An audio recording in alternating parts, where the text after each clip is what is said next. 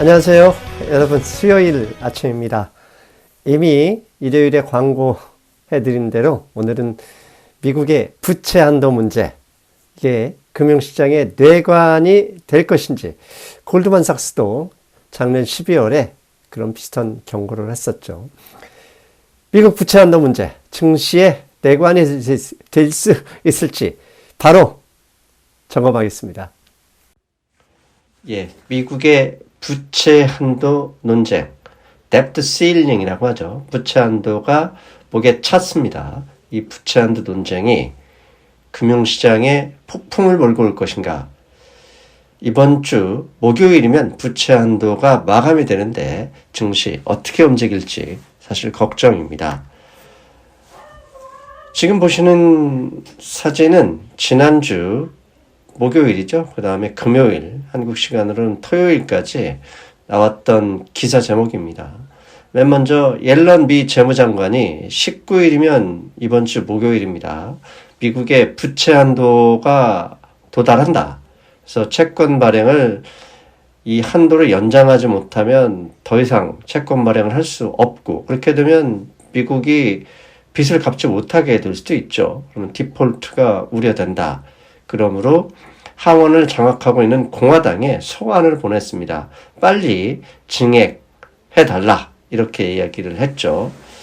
그리고 아래 제목을 보면 재정적자 한도 봉착, 재정적자 한도가 아니라 미국이 채권을 발행할 수 있는, 즉 부채를 늘릴 수 있는 한도는 의회에서 정하게 되어 있는데요. 그 한도가 약 31조 달러인데 2021년 12월에 일단 한시적으로 연장해 놓은 게 한계에 찼다, 그런 의미입니다.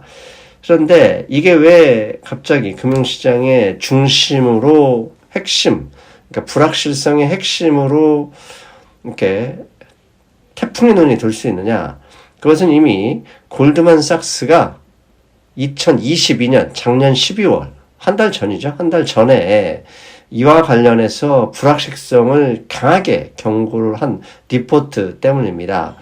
지금 보시는 뉴스 제목은 작년 12월 7일 골드만삭스가 이번 부채 한도 문제가 발생하면 2011년 이후에 가장 큰 불확실성이다 라고 경고했다는 기사입니다. 그렇다면 2011년에 이 부채 한도 문제와 관련해서 무슨 일이 있었는지 살펴볼 필요가 있겠죠. 저 앞에서 보여드린 제목의 안에 있는 기사 내용을 가져오면 이렇게 써 있습니다. 2011년 부채 한도 협상이 이게 한 거의 4개월 넘게 지연이 됐죠. 그래서 미국의 신용 등급이 하향됐습니다. 그래서 그 하향되면서 증시도 많이 하락한 적이 있었습니다. 그런데 현재 이번에 공화당이 중간선거에서 하원의 다수당 자리를 차지했잖아요. 그 상황을 볼 때 공화당이 쉽게 증액에 동의하지 않을 것이다. 그래서 아슬아슬한 상황, 이게 2011년보다 더 심하게 논쟁이 될 수 있다라고 골드만삭스가 경고했다는 내용입니다. 그래서 2023년 지금 이번 주 목요일이면 부채 한도가 목에 찬데, 그렇게 되면은 2023년 올해에도 지난 2011년처럼 혹시라도 금융시장이 크게 흔들릴 수도 있다, 그런 우려사항이 나오고 있는데요. 그 우려 사항을 크게 세 가지로 정리할 수 있습니다. 첫 번째는 하원을 장악한 공화당이 민주당이나 백악관이 원하는 대로 쉽게 부채 한도 증액에 동의하지 않을 것이다. 이게 1번이죠. 그렇게 되면 쉽게 안 한다는 얘기는 자신들이 원하는 뭔가 협상안, 그게 얻을 때까지는 계속 디폴트 형태로 밀어붙일 가능성이 높다, 이거죠. 두 번째는 그렇게 되면 미국 연방정부 셧다운, 즉 연방정부가 문을 닫아야 돼요. 왜? 급여를 줄 수 없으니까. 셧다운이 만약에 2011년처럼 장기화될 경우 신용등급의 강등이 재현될 수도 있다. 이걸 골드만삭스가 걱정하는 거죠. 세 번째, 만약 그렇게 되면 최근 이미 금리 인상, 인플레이션을 잡기 위한 계속적인 금리 인상으로 금융시장이 불안불안하잖아요. 이 불안한 금융시장에 새로운 뇌관이 될 가능성도 있다. 이게 우려사항이죠. 그나마 한 가지 다행스러운 점은 지난주에 옐렌 의장이 이제 성안을 보낸 기자회견을 했는데 그때 이런 얘기를 했습니다. 일단 이번 주 목요일 19일에 그러니까 부채 한도가 이미 목에 차지만 바로 셧다운해 주진 않는다. 왜? 현금과 특별조치. 일단 특별조치라는 얘기는 예산을 집행을 해야 되니까 특별조치를 할 가능성이 높은데 그렇게 되면 6월 초순까지는 어느 정도 버틸 수 있다라고 한 거죠. 그러면 현재 1월 중순이잖아요. 그러니까 6월 초순까지는 약 5개월 정도가 남아있다는 점. 이 점이 그나마 다행스러운 점이죠. 그러나 중요한 건 이제 여기서 우리가 파악할 수 있어야 되는 건 이번 주 목요일 19일부터는 부채 한도가 목에 찼기 때문에 채권을 추가 발행할 수는 없습니다. 만기가 들어오는 것을 이자를 지급하고 연장할 수는 있지만 추가로 발행해서 재정 집행을 할 수가 없게 되죠. 왜? 공화당으로서는 2년 후에 정권을 대통령 자리로 찾아와야 됩니다. 그러기 위해서는 이 부채 한도를 계속 늘렸어. 이 인플레이션이 발생을 했고 인플레이션을 또 잡기 위해서 금리 인상을 하면서 우리 경제가 힘들어졌다. 이것을 시장에 계속 던져주고 정치 메시지로 던져주고 싶을 가능성이 높거든요. 그렇게 되면 협상이 장기화된다. 장기화되면 당연히 재정 지출 자금이 없어지고 금융시장은 흔들릴 수도 있죠. 일단 부채 한도는 그러면 만약에 부채 한도가 늘려지지 않으면 어떻게 되냐? 부채 한도는 무조건 늘려집니다. 부채 한도는 무조건 증가될 것인데 문제는 얼마나 공화당과 민주당이 협상을 잘하고 만약에 마음에 들지 않을 경우 공화당이 언제까지 시간을 끌 것인가 이게 문제입니다. 부채를 늘리지 않는다. 그러면 해결책은 딱 하나밖에 없죠. 세금을 인상해서 빚을 갚아야 되는데 어떤 국민이 세금 인상을 달가워하겠습니까? 공화당도 세금 인상해서 부채를 갚자는 게 아니죠. 부채 한도 늘리는 것을 어떻게 보면 정치 협상의 조건으로 건다는 것이지 늘려주지 않겠다는 게 아닙니다. 그래서 세금 인상은 정치인들 싫어하고 국민들 싫어하고 만약에 세금 인상을 강행할 경우 정권을 잃는 거죠. 그러니까 그럴 걱정은 안 해도 된다. 문제는 과거 미국에서 지금까지 부채 한도 협상이 약 100번 정도 있었다고 하는데 그 중에 좀 길어졌던 셧다운이 일어났던 그러니까 디폴트까지 간 그 셧다운이 일어났던 게 약 7번 정도 과거 역사에서 있었습니다. 그 셧다운이 좀 비교적 길게 장기화됐을 때 금융시장은 어떤 반응을 보였는지 이것을 한번 살펴볼 필요가 있겠죠. 그 안에서 우리가 이번에 부채 한도 협상이 잘 안 되고 셧다운이 됐을 때 어떤 일이 일어날 것이다 추정할 수 있기 때문입니다. 보시는 사진은 최근 약 10년 정도 되겠네요.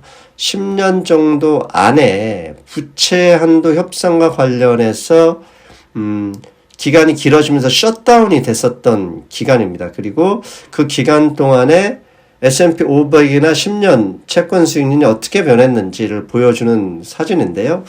지금 현재 붉은색 2011년 5월 16일부터 2011년 8월 2일까지 저 기간에 미국의 신용등급이 한 단계 하락당했었죠.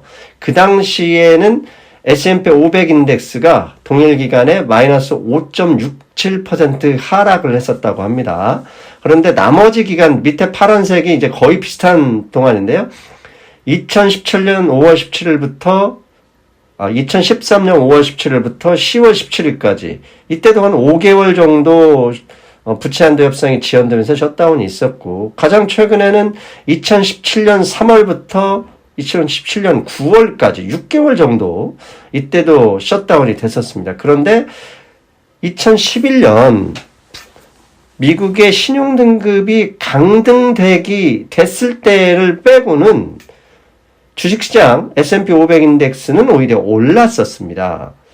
즉, 이거 부채 한도 문제로 인해서 디폴트가 아니고 셧다운, 연방정부가 문 닫는 정도는 이거 큰 문제가 아닐 수도 있겠구나라고 추정할 수 있겠죠. 그렇다면 또 2011년 5월에서 8월 사이 S&P 500 인덱스가 마이너스 5.6% 하락할 때 그때도 증시가 시장이 어떻게 올라가는지 좀 구체적으로 살펴볼 필요가 있겠죠. 그래서 당시 5월 달부터 12월까지 S&P 500 인덱스 일간 차트를 가져왔습니다. 지금 왼쪽 시작이 5월 1일이고 지금 중간에 파란 박스, 저게 8월 2일까지 7월 말부터 약 2주 동안 증시가 마이너스 5.6% 정도 빠졌을 때의 모습입니다.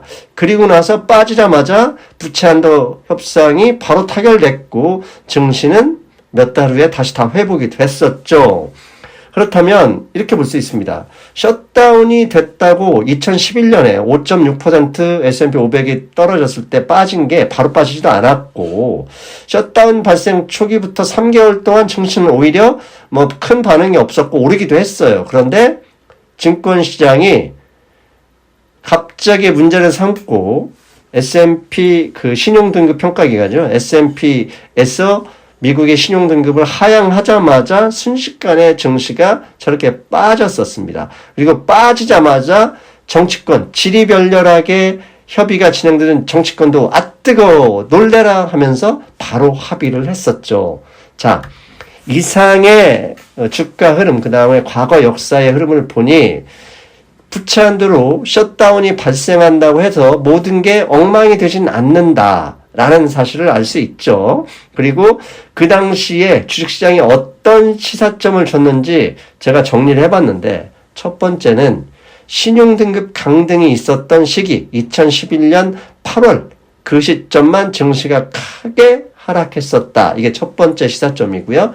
두 번째, 셧다운 기간이 길어졌거나 셧다운이 발생했다는 것만으로 증시는 영향을 받지 않았다. 이게 두 번째. 세 번째는 이게 중요합니다. 원래 증시라는 것은 문제를 삼아야 문제가 되는 거잖아요. 그러니까 증시, 경제가 버티기 힘들다고 증시가 폭락으로 반응하자마자 정치권이 서둘러 합의를 했다.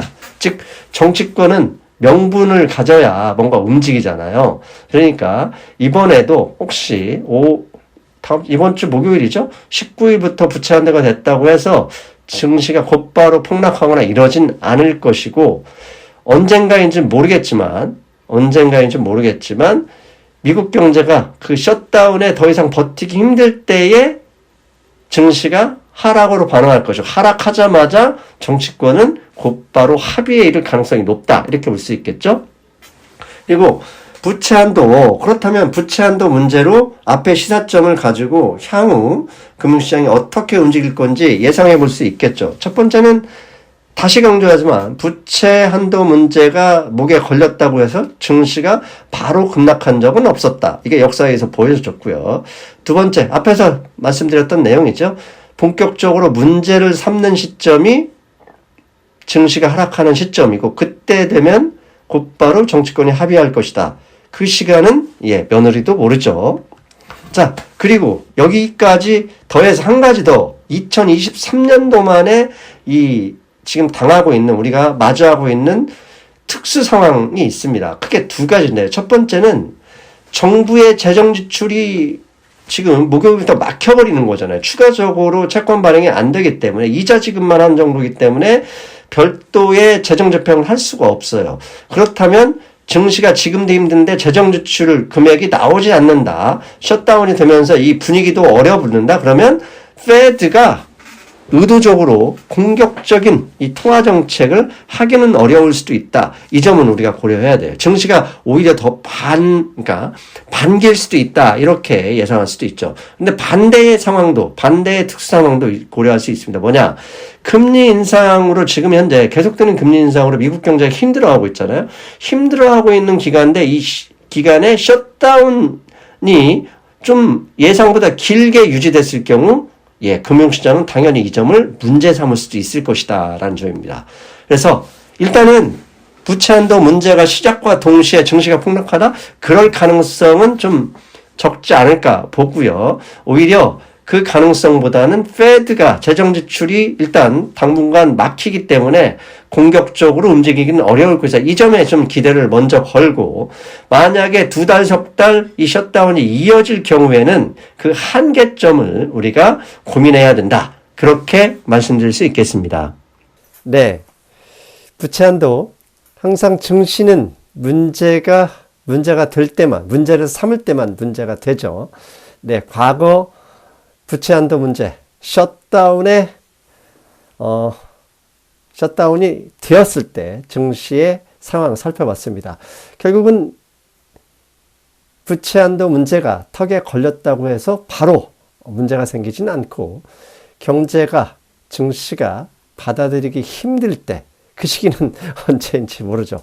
아직 충분한 시간은 있다. 이상이었습니다. 저는 다음 주에 뵙겠습니다.